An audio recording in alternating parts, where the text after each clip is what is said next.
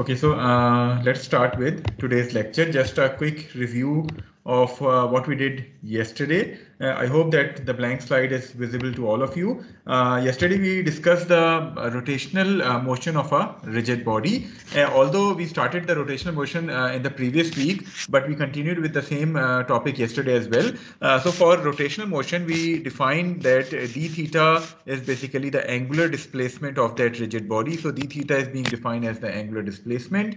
Then the angular velocity omega was defined to be the rate of change of this angular displacement. So d theta over dt. Similarly, the angular acceleration was defined to be the rate of change of angular velocity. So d omega by dt. So if theta is given to you as a function of time, you can differentiate it once to find out omega, and then you differentiate it once again in order to find out alpha, which is the angular acceleration. However, if you eliminate dt from these two equations, you are going to get a third equation of the form alpha d theta equal to omega d omega. So this equation is going to be used for such problems in which alpha is given to you as a function of theta rather than as a function of time, and you are being asked to determine the value of omega. Then we considered that rigid body which is moving with constant angular acceleration, and we derived three constant angular acceleration equations for a rigid body which is rotating with a constant angular acceleration. Okay, then yesterday we tried to relate the linear velocities and accelerations of any point on that rigid body which is in pure rotational motion. So how to determine the linear velocity and acceleration for any point of that rigid body? So initially we considered the velocity to have a scalar magnitude of v equal to omega r, where omega is the angular velocity of the rigid body and r is the radius of rotation. So whenever you are being asked to find out the magnitude of velocity, linear velocity of any point on that rigid body which is undergoing rotational motion, you can find the magnitude by simply applying v equal to omega r. However, if you are being asked to determine the velocity vector, that is the linear velocity of any point which lies on a rigid body which is in pure rotation, and you are asked to determine the velocity vector v, then that velocity vector is going to be omega vector cross r vector. So you are going to take the cross product of omega and r in order to determine this velocity vector. And please remember the cross product जो है omega cross r is not equal to r cross omega, so you need to apply it in its correct sense. Omega cross r की form में you need to apply it. In this case you need to write omega in terms of vector which would be either omega k or minus omega k depending upon the clockwise or counterclockwise rotation of that rigid body, whereas r would be of the form xi plus yj because the rigid body is going to rotate within the xy plane.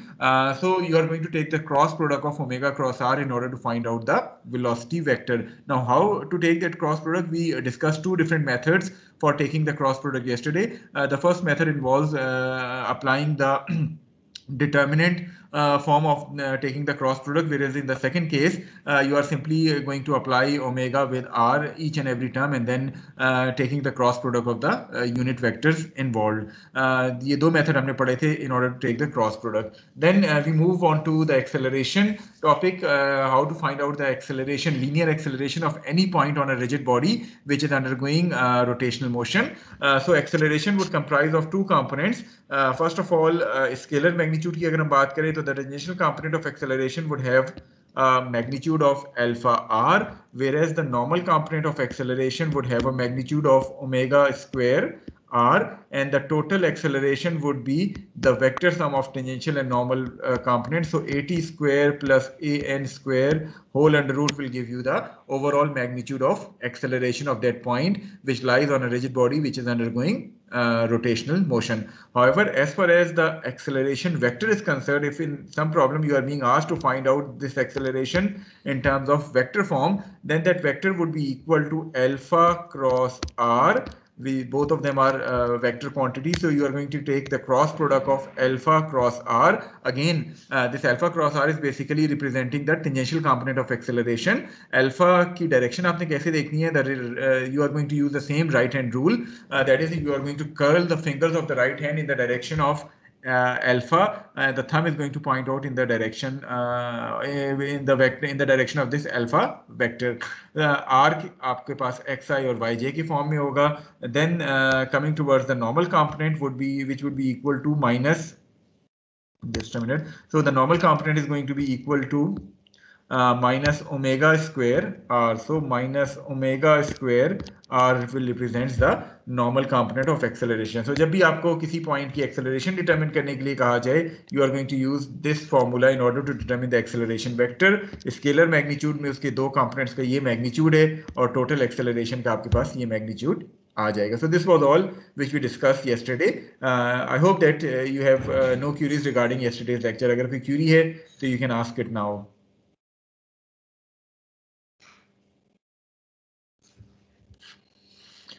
Okay, so moving on to today's lecture. Today we are going to solve a few problems relevant to exercise. Although yesterday हमने 16-1 जो है वो solve किया था, so today we will move on to 16-2, which is shown to you in the slide here. Let us first of all read the statement of this example and then we will try to solve it. The motor shown in the photo is used to turn a wheel and attach blower contained within the housing. The detail of the design are shown in the figure.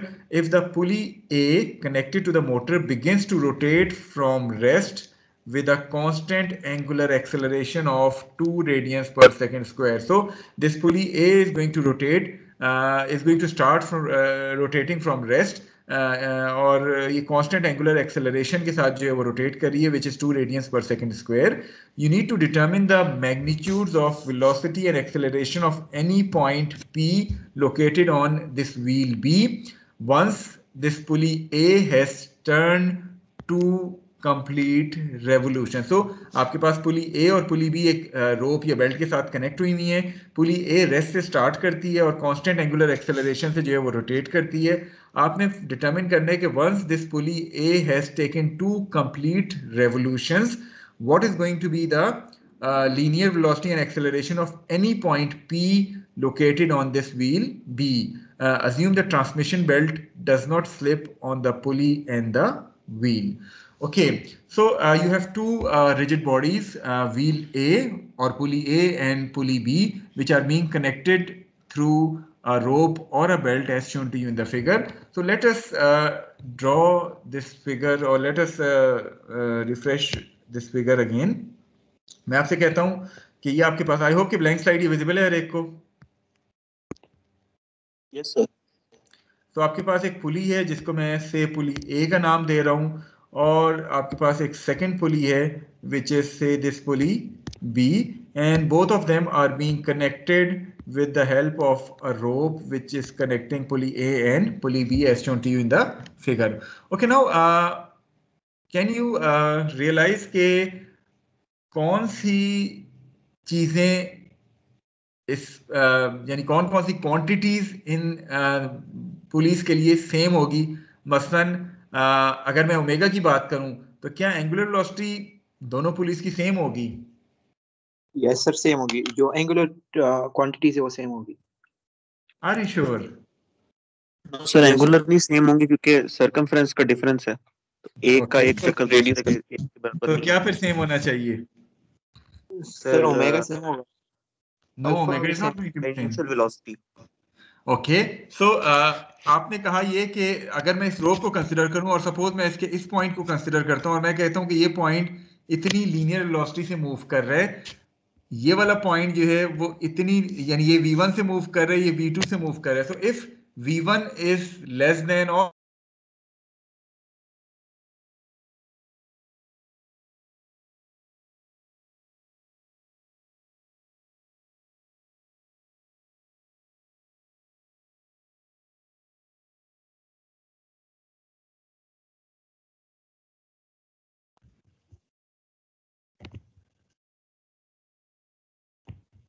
जी आवाज आ रही है सारों को? जी sir अब आ रही है. Actually बीच में light गई थी जिसकी वजह से कॉलेज में ये इशू आया.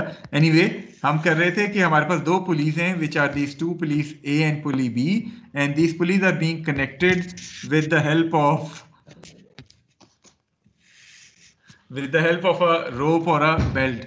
अगर मैं कहता हूं कि आपके पास इस पुली का ये वाला पॉइंट है, ये लीनियर वेलोसिटी v1 से मूव कर रहा है, ये वाला पॉइंट लीनियर वेलोसिटी v2 से मूव कर रहा है, and if in case v1 is not equal to v2 तो फिर क्या होगा? कोई आइडिया है? सर अगर v1 और v2 इक्वल नहीं है तो इसका मतलब है रोप स्ट्रेच हो रही होगी.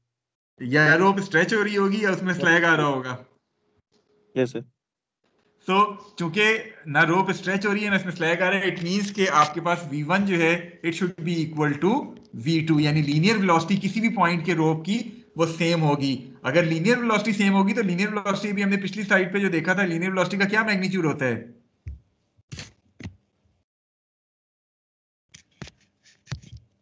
What was the magnitude of that linear velocity? R omega.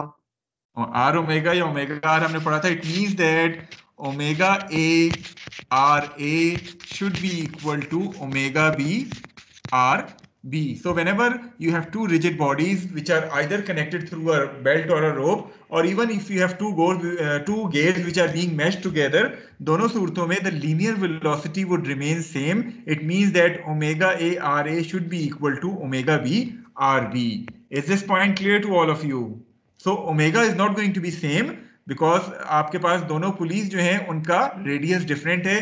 So omega is going to be different for each pulley. However, the product of omega r would remain same for each and every point on this rope, because अगर वो change होता है तो इसका मतलब क्या है कि रोप का एक पॉइंट डिफरेंट वेलोसिटी से मूव करेगा, दूसरा डिफरेंट से करेगा, तो रोप या तो स्ट्रेच होकर टूट जाएगी या वो उसमें लैग आ जाएगा. तो दोनों सूरतें चूंकि पॉसिबल नहीं है, therefore in order to keep this rope in its correct position, omega A are A should be equal to omega B are B. Is this point clear to all of you?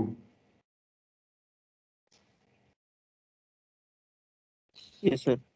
Okay, और क्या चीज same रहेगी इस case में?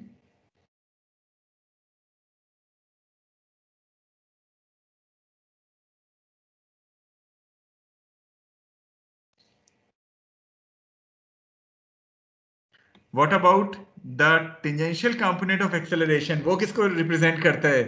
It represents the rate of change in the magnitude of velocity.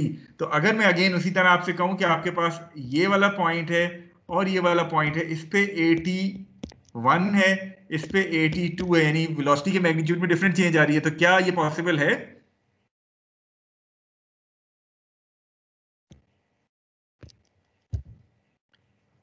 Tangential acceleration भी same ही होगी। Velocity same है तो एक्सेलरेशन भी सेम होगा। So tangential component of acceleration would also be same at each and every point. In other words, the tangential component's magnitude is basically alpha r. So alpha a r a should be equal to alpha b r b. So whenever you have two rigid bodies which are being connected either through rope, belt, or two gears which are meshed together, in that case the tangential component of acceleration would remain same for each and every point. So alpha a r a should be equal to alpha b r b. So alpha should not be equal, rather the product of alpha r should be equal for each and every point. Clear है ये चीज?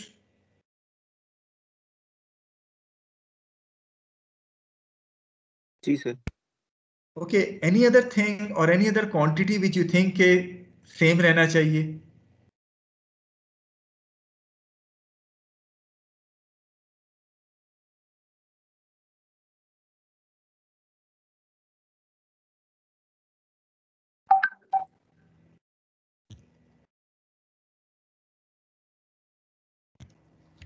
Okay, कोई ध्यान में आ रही है, कोई कोई और क्वांटिटी आपको?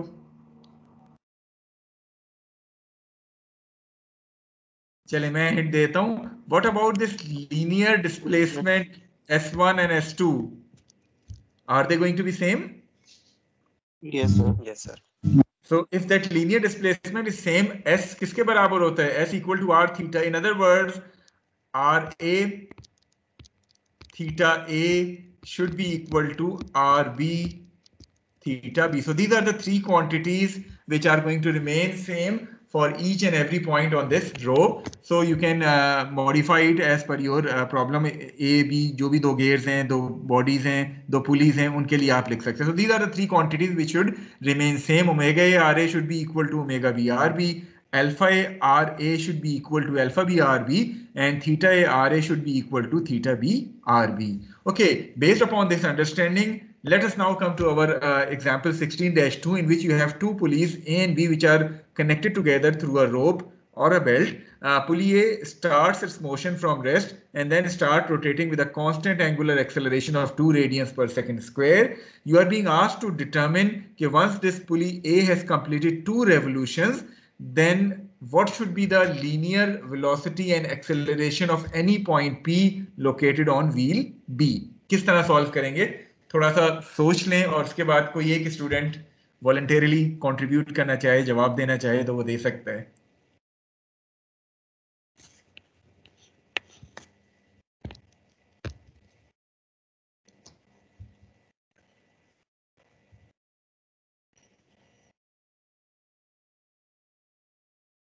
जी, एनी आइडिया कि हमें किस तरह इसको सॉल्व करना चाहिए?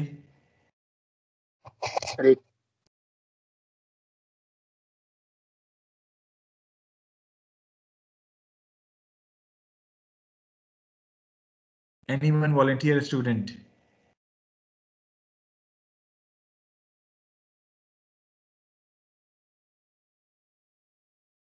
जी, क्या मेरी आवाज आ रही है? Yes sir. Yes sir sir. हमें एंगुलर एक्सेलरेशन पता है और रेडियस पता है, तो हम उसकी टेंजेंशियल एक्सेलरेशन निकाल सकते हैं. कैसे? टेंजेंशियल एक्सेलरेशन AT निकाल सकते हैं. Okay, AT is basically alpha A RA, and that alpha A RA should be equal to alpha B RB, isn't it? Yes, so sir. इस पे आपके पास चले alpha B आ जाएगी, which is alpha A RA over RB. So this alpha B comes out to be 0.75 radians per second square. अच्छा, फिर क्या करेंगे इस alpha B के साथ?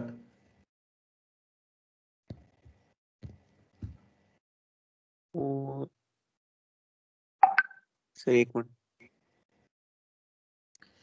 इस 2 रेवोल्यूशंस को कहाँ अपने 2 रेवोल्यूशन से हमारे पास 2 यानी कि सरकमफ्रेंस ट्रेवल हुए में हमारे पास s की वैल्यू है, हमारे पास a की वैल्यू भी है. उससे हम फिर 2as is equal to vf square minus vi square वाले फॉर्मूले से vf निकाल लेंगे, यानी कि जो टेंजेंशियल वेलोसिटी आ रही होगी. चलें, सबसे पहले तो मैंने इस रेवोल्यूशंस को कन्वर्ट कर दिया रेडियंस में, क्योंकि हर चीज चूंकि रेडियंस में आ रही है तो इसको भी हम रेडियंस में कन्वर्ट कर देते हैं. इट मींस के ये थीटा ए जो है वो 2 रेवोल्यूशंस या 12.57 रेडियंस के बराबर है. अब बताएं कि हम वी पी या ए पी कैसे फाइंड करेंगे. अगर आपको याद हो, अगर हम वीपी का फॉर्मूला देखें, that is the velocity of point P, ये किसके बराबर होगा? It should be equal to omega B are B, isn't it? Sir tangential velocity निकालनी है हमने. जी, हमने सर टेंजेंशियल वेलोसिटी निकालनी है अगर तो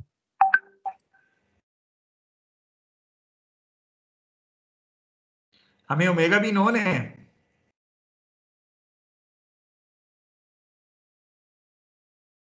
सर ओमेगा भी यस सर नोन है, कैलकुलेट कर सकते हैं. कैसे? ओमेगा ए पता है. ओमेगा ए कैसे पता है? यही तो मैं पूछ रहा हूँ. सर क्या 2 मैं पाई ओमेगा ए आर जो फाइंड कर सकता सरकमफ्रेंस हूँ? है ए वाले का. अब सरकमफ्रेंस, जब हमें सरकमफ्रेंस की वैल्यू पता है तो वो हमारे लिए डिस्टेंस बन जाएगा, नहीं एस के बराबर हो जाएगा. टेंजेंशियल एक्सेलरेशन भी हमें कैलकुलेट कर सकते हैं उसकी ए के लिए, और उससे वीएफ निकाल लें टेंजेंशियल वेलोसिटी. मुझे ये बताएं, wheel A is rotating with constant angular acceleration, isn't it? Yes sir. Yes sir. तो कांस्टेंट एंगुलर एक्सेलरेशन के कुछ फॉर्मूले याद हैं आपको? Yes sir. Omega square equal to omega naught square plus 2 alpha theta minus theta naught. So applying that formula on pulley A will give you the value of omega A to be equal to 7.098 radians per second. Clear है ये चीज? Yes sir. Okay, now once you have known this omega A, then you can apply omega RA to be equal to omega B RB. इससे आपके पास omega B की value आ जाएगी, which comes out to be 2.659 radians per second. Once you have found this omega B, फिर तो सवाल बहुत आसान हो जाता है. omega B आपके पास आ गया. Velocity of point P is going to be omega B RB. Tangential component is going to be alpha B RB. Normal component is going to be omega b square RB, or finally overall acceleration would have a magnitude of 2.84 metre पर second square. थोड़ा सा इस solution को गौर से देखें और मुझे बताएं कि क्या चीज आपको समझ नहीं आ रही है। हाँ, उसके बाद मेरा आपसे 1-2 क्वेश्चन होंगे। तो आपने किया क्या, आपने कहा कि चूंकि ए जो है वो 2 रेवोल्यूशंस आपको पता है एंगुलर डिस्प्लेसमेंट इसकी, तो उसके हिसाब से आपने ओमेगा ए फाइंड कर लिया कि 2 रेवोल्यूशंस जब कंप्लीट होंगे तो what should be the omega of A, वो आपको मिल गया omega A. Then omega A are A जिस तरह भी हमने डिस्कस किया था, omega R should be same for both the pulleys, alpha r should be same for both the pulleys. This is how you can determine omega b and rb, omega b and alpha b. उसके बाद फिर velocity of any point which is located on this wheel वो आप determine कर सकते हैं v is equal to omega r से। tangential component alpha r के बराबर होता है, normal component omega square r के बराबर होता है, और total acceleration जो है वो apt square plus apn square whole under root के बराबर होती है। Is it clear to all of you? Sir ये लीनियर वेलोसिटी जो सेम होती है, जरा दोबारा समझा देंगे? देखें, लीनियर वेलोसिटी का मैग्नीट्यूड हमने कहा सेम होता है, ठीक है, डायरेक्शन की बात नहीं कर रहा, लीनियर वेलोसिटी का मैग्नीट्यूड सेम होता है। वजह क्या है कि आपको ये पॉइंट जो मैंने ग्रीन से क्रॉस किया है, जिसको मैं पॉइंट सी कहता हूं, और पॉइंट डी जो मैं कह रहा हूं, ये नजर आ रहे हैं इस बेल्ट के ऊपर? जी सर। अच्छा, मैं कहता हूं कि वी सी की कोई मैग्नीट्यूड होगा, इसी तरह वी डी का कोई मैग्नीट्यूड होगा, ठीक है, लीनियर वेलोसिटीज का। अगर ये मैग्नीट्यूड्स डिफरेंट हैं तो क्या होगा कि ये रोप जो है वो स्ट्रेच हो रही होगी, यानी if VD is greater than VC then the rope would be stretching, isn't it? Yes sir, relative velocity एक दूसरे के हो गई। ठीक है, इसी तरह अगर VC is greater than VD तो फिर रोप में जो है वो स्लैग आ रहा होगा, ढीली हो रही होगी रोप। Yes sir. तो चूंकि क्वेश्चन में ऑलरेडी गिवन है कि बेल्ट स्लिप नहीं हो रही, वो इसी तरह टाइट ही रहती है, इसके लिए जरूरी है कि आपके पास VC और VD एक दूसरे के बराबर हो, ओनली देन द रोप जो कि वो है वो उसमें स्ट्रेच जो है वो पॉसिबल नहीं होगी। इसका मतलब क्या है कि omega C r C should be equal to omega D are D, ठीक है। तो लीनियर वेलोसिटी का मैग्नीट्यूड इसलिए हमने कहा कि सेम होगा। सही sir, thank you so much. अच्छा, चलें, ये इस क्वेश्चन में और कोई क्यूरी है किसी की? Is there any other query relevant to this solution? उसके बाद मेरा आपसे सवाल है कि is there some other way of solving this problem? And if it is, what is that way?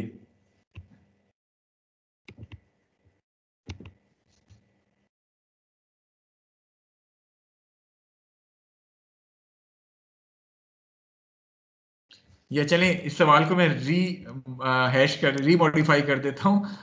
Is there any other way of determining this omega b?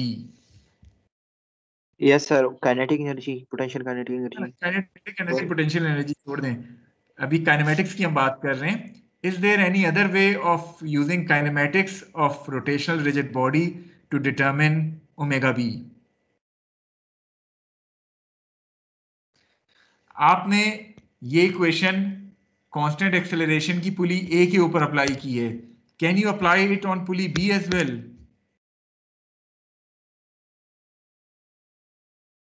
In order to directly determine omega b? Yes sir. अगर b पे apply करेंगे it would become omega B square equal to omega naught B square plus 2 alpha B theta B minus theta naught B, ऐसे ही है? Yes sir. Okay, so since pulley A is starting from rest, so pulley B would also be starting from rest. Omega naught B 0 हो गया आपके पास। Alpha B already आपने कहा कि alpha A are A should be equal to alpha B are B, तो आपके पास अल्फा बी की वैल्यू आई हुई है 0.75। What about theta B, can you determine theta B? कैसे डिटरमिन कर सकते हैं थीटा बी? अब ये ना कहिएगा वो 2 रेवोल्यूशन लेगा तो थीटा बी भी 2 रेवोल्यूशन होगा। सर वो कांस्टेंट एक्सेलरेशन से मालूम कर सकते हैं, 2 theta know just a minute, अभी जो हमने चीजें क्वांटिटी इक्वेट की थी उसमें एक क्वांटिटी ये भी तो थी ना, theta A are A should be equal to theta B are B, isn't it? Yes जो हमने इक्वेट किया था. Yes sir. So from this equation, you can find the value of theta b to be equal to theta a RA over RB, and then putting this theta b here will give you directly the value of omega b to be equal to 2.659. तो बजाय equation आप a के ऊपर apply करें, आप इसको b के ऊपर भी अप्लाई कर सकते थे, लेकिन फिर आपने कंडीशंस जो है वो b वाली डालनी थी. Is this point clear to all of you?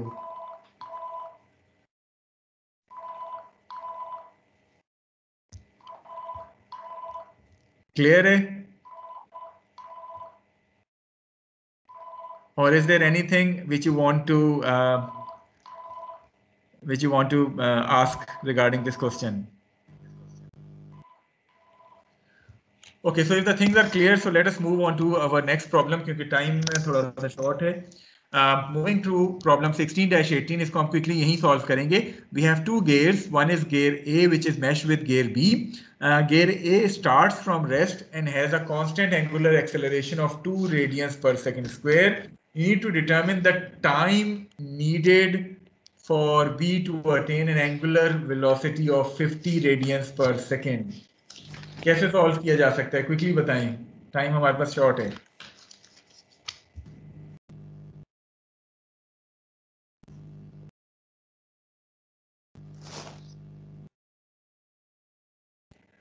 Determine the time needed for B to attain an angular velocity of 50 radians per second. So how we are going to determine this time?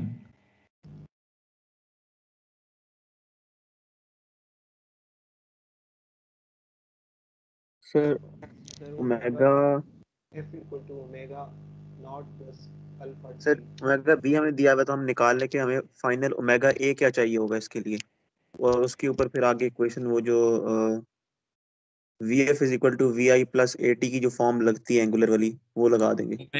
ठीक है, omega equal वो form आ गई, omega equal to omega naught plus alpha t. ये हमें ए पे apply करनी चाहिए कि बी पे? ये सर हम ए पे अप्लाई करेंगे. ए पे अप्लाई सर अब करेंगे. दो ऑप्शन है ना, या तो हाँ, अगर हमने बी पे अप्लाई करनी है तो फिर हमें जो अल्फा एंगुलर भी चाहिए. एक्सेलरेशन ए की दी है उससे एंगुलर एक्सेलरेशन बी की निकाल लें. Okay, so alpha A RA should be equal to alpha B RB.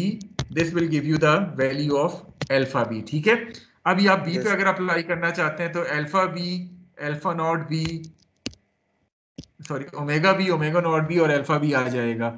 यहाँ आपके पास ओमेगा नॉट क्या है, 0 है, वैल्यू 0 है. अल्फा भी आप यहाँ से डिटरमिन कर चुके हैं, ओमेगा भी आपके पास 50 रेडियंस है, तो टाइम की वैल्यू आपके पास आ जाएगी विच इज 100 सेकेंड. जो आप कह रहे थे कि हम इसको ए के ऊपर अप्लाई करेंगे, वो कैसे कर सकते थे? उसके लिए क्या ये होगा कि हम ओमेगा बी को कन्वर्ट कर, ओमेगा बी की वैल्यू से ओमेगा ए की वैल्यू निकाल लें. इससे फिर हम रेलेवेंट ओमेगा ए की वैल्यू निकाल सकते हैं और फिर हम ए पे अप्लाई कर सकते हैं. ठीक है, तो आपकी अपनी चॉइस है, आप किस तरह इसको जो है सॉल्व करना चाह रहे हैं. क्लियर है ये चीज? किसी को कोई डाउट तो नहीं है इस क्वेश्चन के हवाले से? No sir. Okay, so moving on to our final problem of the exercise. इस टॉपिक से रेलेवेंट प्रॉब्लम बहुत सिंपल हैं, 2-2, 3-3 लाइनों के प्रॉब्लम्स हैं, तो इसलिए हम इसको क्विकली सॉल्व कर रहे हैं. प्रोबेबली मैं एज्यूम ये करूँ कि थोड़ा बहुत ये फॉर्मूले ओमेगा और अल्फा आपने फिजिक्स वगैरह में भी पढ़े होंगे, तो ये चीज़ें समझना आपके लिए आसान है. Okay, moving on to problem 16-30, in which we have a bicycle mechanism as shown to you here. If the operator initially drives the pedal at 20 revolutions per minute, so initially the pedal at A is being driven at an angular speed of 20 revolutions per minute, and then it begins to angularly accelerate at 30 revolutions per minute square. You need to determine the angular velocity of this flywheel F. यानी pedal आपका A के साथ mount हुआ हुआ है और आपसे कहा जा रहा है कि एंगुलर वेलोसिटी आपने F की डिटरमाइन करनी है at a time interval of t equal to 3 seconds after being accelerated. कि ये एक्सेलरेशन अप्लाई करने के 3 सेकेंड के बाद what should be the angular velocity of this flywheel F. अच्छा, अब डिजाइन किस तरह का है अगर हम गौर से देखें तो ये जो पैडल घूम रहा है ये गियर A को जो है वो रोटेट करेगा. ये चीज हर एक को नजर आ रही है? पैडल जब आप रोटेट करेंगे तो गियर A रोटेट होगा. जी सर. गियर ए और गियर डी आपस में कनेक्टेड हैं, तो इस पे आप वो ओमेगा आर अल्फा आर वाले फॉर्मूले लगा सकते हैं।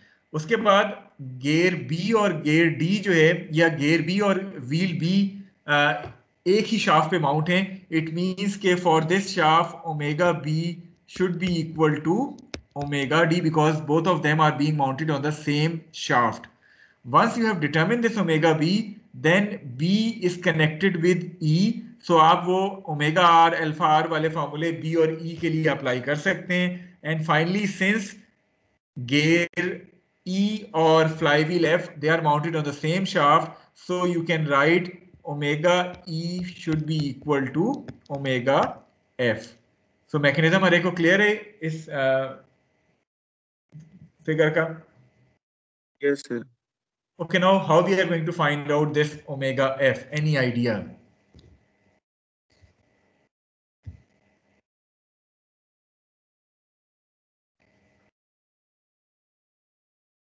सर पूरे मैकेनिज्म को यूज करते हुए पहले हम निकालेंगे इनिशियल एंगुलर वेलोसिटी एफ की, उसी के लिए फिर एक्सेलरेशन भी फाइंड कर लेंगे और फिर वही जो पिछली स्लाइड पे जो फॉर्मूला लगाया है उसी से सॉल्व हो जाएगा। देखिए अब आपकी अपनी चॉइस है, आप ए के ऊपर अप्लाई कर लें या वो खींच के उसको एफ पे ले जाके अप्लाई करें, हर चीज को कन्वर्ट करके। तो क्यों ना पहले ए पे अप्लाई करके फिर चीजों को कन्वर्ट करते चले जाएं। मसलन मैं कहता हूं कि omega A should be equal to omega naught A plus alpha A into t, क्योंकि हमें अल्फा ए गिवन है, तो या तो मैं अल्फा को पहले कन्वर्ट करूं, अल्फा ए से बी पे जाऊं, बी से एफ पे जाऊं और फिर वहां अप्लाई करूं जाके, या मैं डायरेक्टली यहीं वो टाइम 3 सेकंड की वैल्यू डाल के ओमेगा फाइंड कर लूं और फिर ओमेगा को रिलेट करता चला जाऊं। ये ज्यादा आसान नहीं है?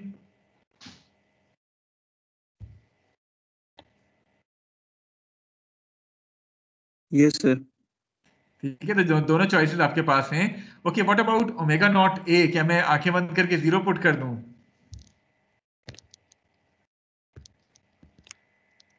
नहीं सर, वो दी हुई उसने 20 So रेप it करने। was given to us that the wheel was initially rotating at 20 rpm. So यहाँ मैंने 20 डाल ली। अल्फा मुझे नोन है, कितनी है alpha? 30 revolutions per minute square. What about time? 3 second. 3 second. तो क्या मुझे यूनिट्स कंसिस्टेंट नहीं करने चाहिए? बाकी दो चीजें अगर मिनट्स में हैं तो मुझे इसको भी मिनट्स में कन्वर्ट कर लेना चाहिए। Yes sir.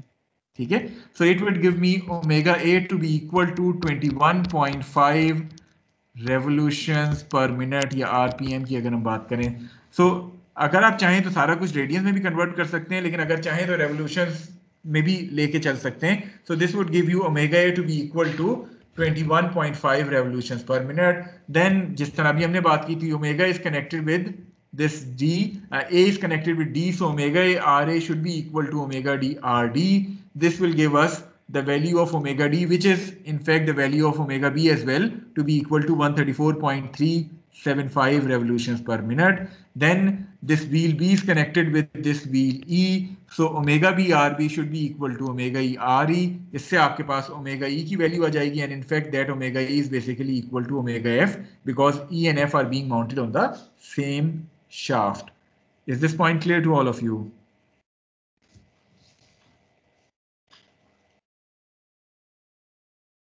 Yes sir. अच्छा, अब यहाँ आपका वाला अगर हम तरीका करते वो भी पॉसिबल था। उसमें क्या था कि आपको अल्फा ए गिवन था, आप सबसे पहले alpha A are A should be equal to alpha D are D करते, then alpha D should be equal to alpha B, then alpha B are B should be equal to alpha E R E, and alpha E should be equal to alpha F. उससे आपके पास alpha F आ जाता। फिर आप ये वाली equation apply उस पर कर सकते थे, लेकिन अगेन आपको फिर इसको भी वहां तक पहुंचाना पड़ता है। ये जो ओमेगा नॉट ए है 20, वो भी फिर वहां तक लेके जाना पड़ता। कैसे? Omega A are A should be equal to omega D are D, omega D should be equal to, तो वो कहानी थोड़ी सी ज्यादा लंबी हो सकती थी। तो दोनों चॉइसेस हैं आपके पास, आप चाहें तो ए के ऊपर ये इक्वेशन अप्लाई कर लें, आप चाहें तो उठा के इस इक्वेशन को एफ पे ले जाएं, लेकिन फिर सारी चीजें आपको एफ के रेलिवेंट चाहिए होती हैं। Is this point clear to all of you? Yes, sir. Chale. So I hope that now if I give you any problem relevant to this rotational motion, you would be able to solve it. Yes, sir. Please try करें कि as a non submitted homework के तौर पे आपके वो जो problems मैंने यहाँ मेंशन किए हैं ऑन दिस वेरी स्लाइड, इसमें से जो प्रॉब्लम मैंने अभी क्लास में 2 करवाए हैं, बाकी 3 या 4 रह गए हैं. Please try to solve them by your own at your convenient time as a non submitted homework. उम्मीद है इसमें आपको कोई प्रॉब्लम पेश नहीं आएगी. Okay, so now moving on to our next topic, which is the general plane motion. As we have stated earlier as well, कि general plane motion की definition आप में से कोई एक स्टूडेंट बता सकता है? What is this general plane motion?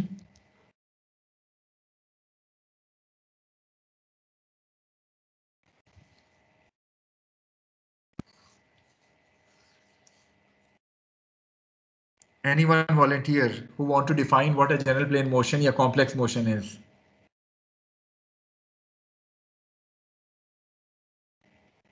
Sir translational और रोटेशनल दोनों मोशंस हो रहे हो.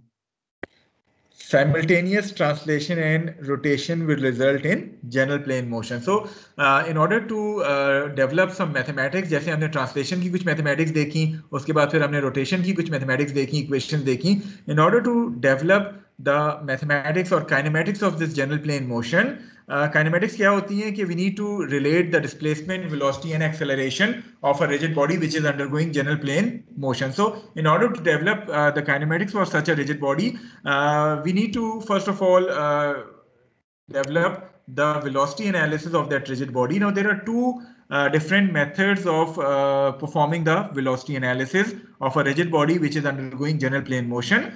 The first method is the relative velocity method, which is going to be discussed today. Why it is called the relative velocity method, because we are going to use the same relative velocity equation which we have already stated in chapter number 12 in order to relate the velocities of various points on that rigid body which is undergoing general plane motion. The second method is the instantaneous center method, जो कि एक नई technique होगी आपके लिए. अगर हमें time मिला तो प्रोबेबली हम इंस्टेंटेनियस सेंटर मेथड भी देखेंगे, लेकिन हम रिलेटिव वेलोसिटी डिस्कस करने के बाद डायरेक्टली हम एक्सेलरेशन पे मूव कर जाएंगे ताकि इस चैप्टर के ये 2 मेजर टॉपिक्स हम खत्म कर लें. उसके बाद नेक्स्ट वीक अगर टाइम बचा या उससे नेक्स्ट वीक टाइम बचा तो हम इंस्टेंटेनियस सेंटर को भी एक दफा जो है वो देख लेंगे. This relative velocity method is basically a vector method, so it is more feasible for you to apply in your subsequent courses. जो instantaneous center method है, it is basically a scalar method of performing the velocity analysis of a rigid body undergoing general plane motion. बहरहाल हम दोनों methods को कोशिश करेंगे कि देखें. आज हमारा टॉपिक है relative velocity analysis of a rigid body which is undergoing general plane motion. Now, in order to understand this relative velocity analysis, let us consider a rigid body which is shown to you as this blue body. So, general plane motion, as we have already discussed, it consists of a simultaneous translation as well as rotation. So it is often convenient to view these components separately using a relative motion analysis. आपको अगर याद हो chapter number 12 में हमने relative motion analysis जब हम 2 particles का कर रहे थे तो हमने 2 सेट ऑफ कोऑर्डिनेट एक्सिस जो है वो डिफाइन किए थे. यहाँ भी हम ऑलमोस्ट वही कहानी करेंगे. We are going to define 2 set of coordinate axis. The first set which is the fixed XYZ frame of reference. It will be used to measure the absolute positions, velocities and accelerations. Whereas the second frame of reference, which is this x dash, y dash, it is going to be attached to the selected base point A, which generally has a known motion. The axes of this coordinate system are not fixed to the body, rather they will be allowed to translate with respect to the fixed frame. So we are going to consider a rigid body and we are going to use the same relative motion analysis which we have developed in chapter number 12 in order to perform the velocity analysis.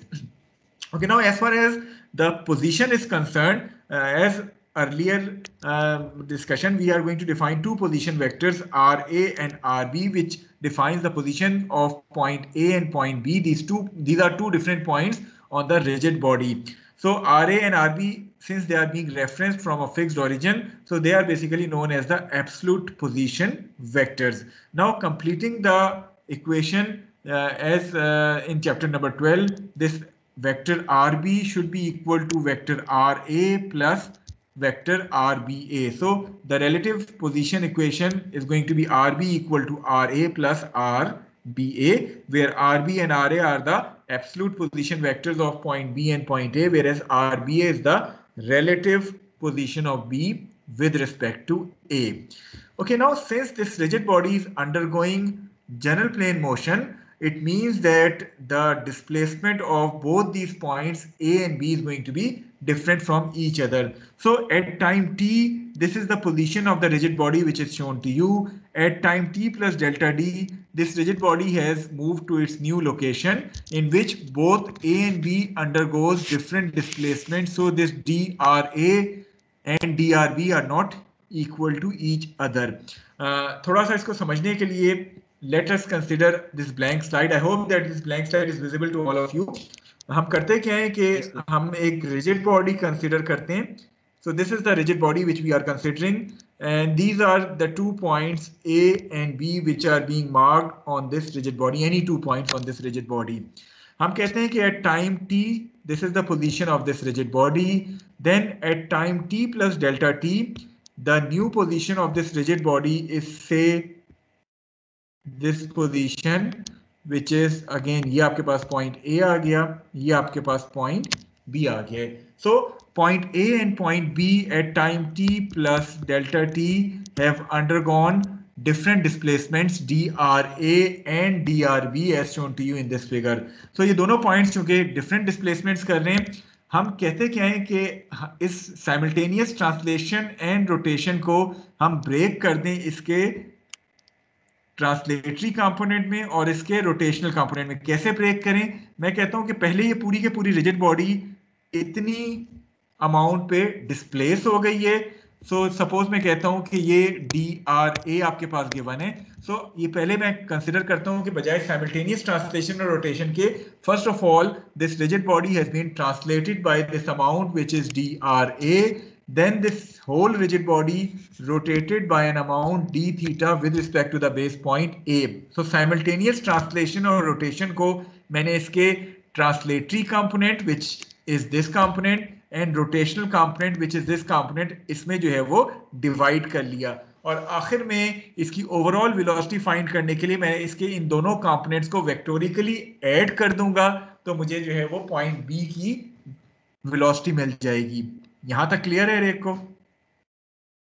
उसके बाद थोड़ा सा mathematics पे जाते हैं. मैं तो दोबारा समराइज कर दूं, इस साइमल्टेनियस ट्रांसलेशन और रोटेशन को मैंने इसके ट्रांसलेटरी कंपोनेंट और रोटेशनल कंपोनेंट में ब्रेक कर दिया. मैंने कहा कि instead of simultaneous translation and rotation, पहले ये पूरी की पूरी रिजिड बॉडी ट्रांसलेट हो जाती है by an amount dRA, and then ये पूरी की पूरी रिजिड बॉडी रोटेट हो जाती है by an amount d theta about the base point A. Okay, now writing that relative position equation जो इससे पहले हमने पढ़ी है, RB, which is the absolute position of B, it should be equal to RA, which is the absolute position of A, plus RBA, which is the relative position of B with respect to A. Okay, now in order to find out the velocities, we are going to differentiate this equation with respect to time. So differentiating each and every term with respect to time, what does this dRB over dt become?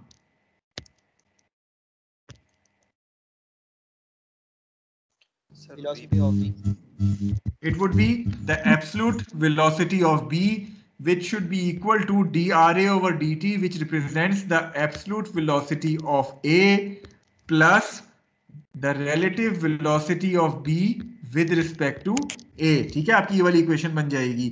Okay, now अगर हम इस equation को गौर से देखें तो basically आपके पास ये VA किसको रिप्रेजेंट कर रहे हैं? इट रिप्रेजेंट्स के पॉइंट बी में कितनी ट्रांसलेशन आ रही है. इन अदर वर्ड्स, इस रिजिड बॉडी में जितनी ट्रांसलेशन आ रही होगी उसके ट्रांसलेटरी कंपोनेंट को जो है वो रिप्रेजेंट कर रहा है VA. इसके मुकाबले में आपकी ये जो टर्म है विच इज VBA, ये इस रिजिड बॉडी में रोटेशनल वाइज क्या चेंज आ रही है उसको रिप्रेजेंट कर रही है.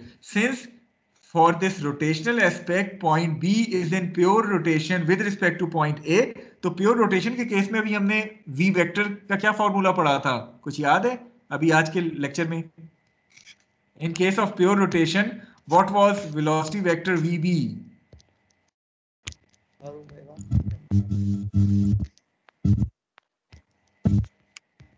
It was basically omega cross r.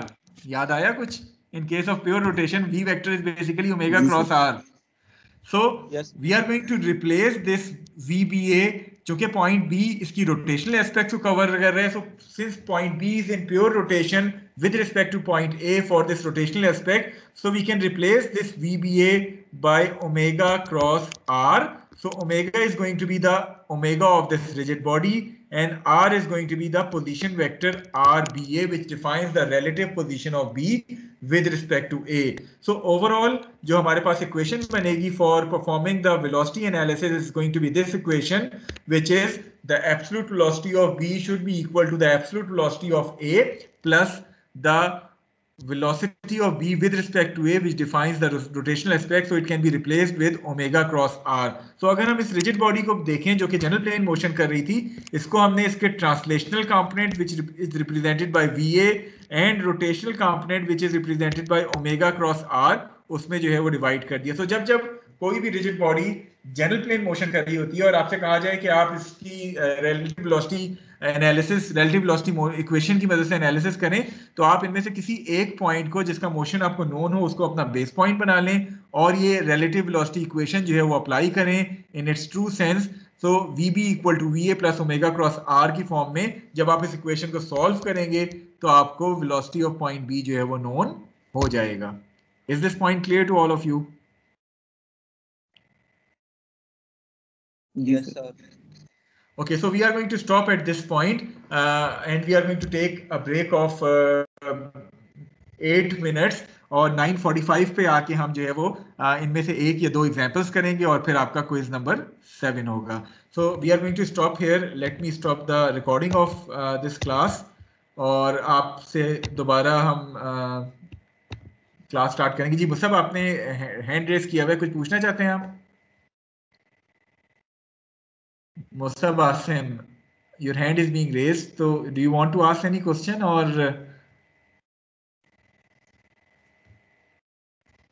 चलिए, Musab कुछ क्वेश्चन नहीं करना चाह रहा, so let me stop the recording और अब ब्रेक कर लेते हैं. चलिए 9:46 पे हम क्लास जो है वो रिस्टार्ट करेंगे.